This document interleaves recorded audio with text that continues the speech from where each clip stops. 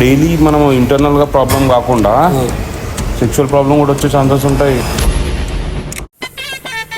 అరే అరే ఆగనా ఆగనా ఏం చేస్తున్నావు మళ్ళా? ఏంటన్నా కార్డియో చేస్తున్నా. నువ్వు కంప్లీట్ గా వెయిట్ డ్రాప్ కావాలన్నా. నా వల్ల అయితే లేకపోతే నేను కార్బ్ కూడా ఎక్స్పీరియన్స్ రైస్ అసలు ఎందుకు ఇదంతా ఏ ఎందుకు చేస్తున్నావు అన్న? నాకు పక్కకు కావాలి. మనం రెగ్యులర్ గా స్ట్రెంత్ ట్రైనింగ్ చేస్తున్నాం కదా, మళ్ళీ ఇవన్నీ ఎందుకు వస్తున్నాయి?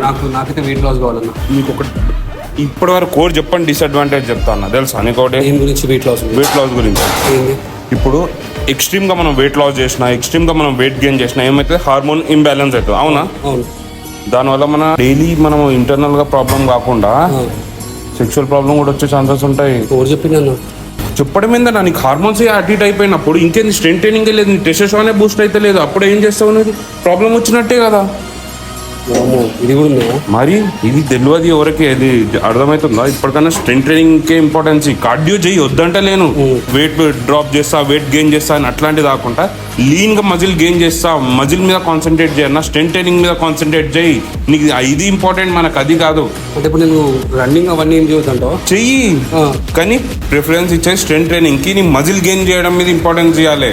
ఓకే, అర్థమైందా? వెయిట్ డ్రాప్ చేయడం మీద కానీ వెయిట్ గెయిన్ చేయడం మీద కాదు నువ్వు ఇంపార్టెన్స్ ఇచ్చేది, మజిల్ని గెయిన్ చేయాలి. అర్థమైందా?